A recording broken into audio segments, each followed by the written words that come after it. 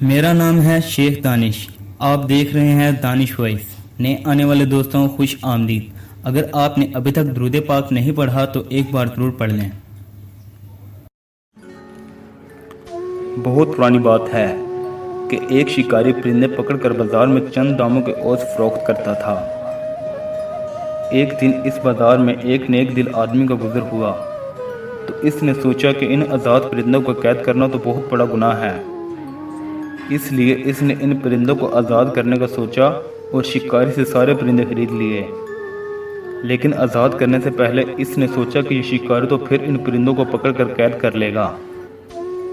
اس لیے وہ سب پرندوں کو گھر لے گیا اور وہاں ان کو چند الفاظ سکھانے شروع کیے کہ ہم سیر کرنے باغ نہیں جائیں گے، اگر باغ گئے تو شاخ پر نہیں بیٹھیں گے، اور اگر شاخ پر بھی بیٹھ گئے تو جیسے ہی شکاری آئے گا ہم اڑ جائیں گے۔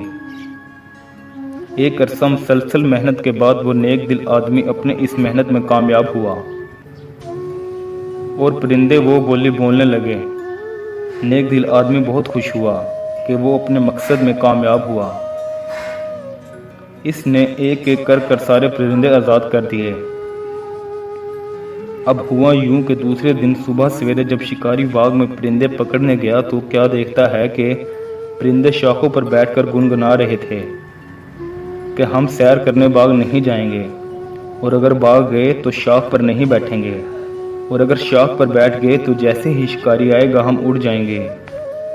شکاری یہ دیکھ کر بہت خوش ہوا کہ اب تو ان پرندوں کی وہ منہ مانگی قیمت وصول کر سکے گا، اور یوں اس نے وہ پرندے پکڑ کر مہنگے داموں فروخت کر دیے۔ پرندوں نے تو صرف الفاظ رٹ لیے تھے، ان کو کیا معلوم تھا کہ باغ کیا چیز ہے، شاخ کیا ہوتی ہے، اور شکاری کس بلا کا نام ہوتا ہے، اور اڑنا کسے کہتے ہیں۔ ہم مسلمانوں کا بھی آج کل یہی حال ہے۔ قرآن کو ہم سمجھتے نہیں تو سینوں میں کیسے اتاریں گے؟ بس رٹے رٹائے الفاظ ہیں جسے ہم نماز میں پڑھتے ہیں، برکت کے لیے پڑھتے ہیں، مصیبت کے آنے پر اور سفر پر جانے سے پہلے، اور رمضان کے روزوں میں خالص ثواب کی نیت سے ہم ان رٹے ہوئے الفاظ کا ورد کرتے ہیں۔ ان پرندوں کی طرح ہمیں بھی قانون کی اس کتاب کی سمجھ ہی نہیں کہ اللہ تعالیٰ نے اس میں ہم سے کیا مطالبات کیے ہیں، کون سے احکامات دیے ہیں اور کن چیزوں سے روکا ہے، کامیابی کے رموز کیا ہے اور خسارے کا راستہ کون سا ہے، ہمارا دوست کون ہے اور ہمارا دشمن کون ہے۔ جب یہ حال ہوگا تو شکاری ہمیں دیکھ کر خوش بھی ہوگا اور اپنا غلام بھی بنائے گا۔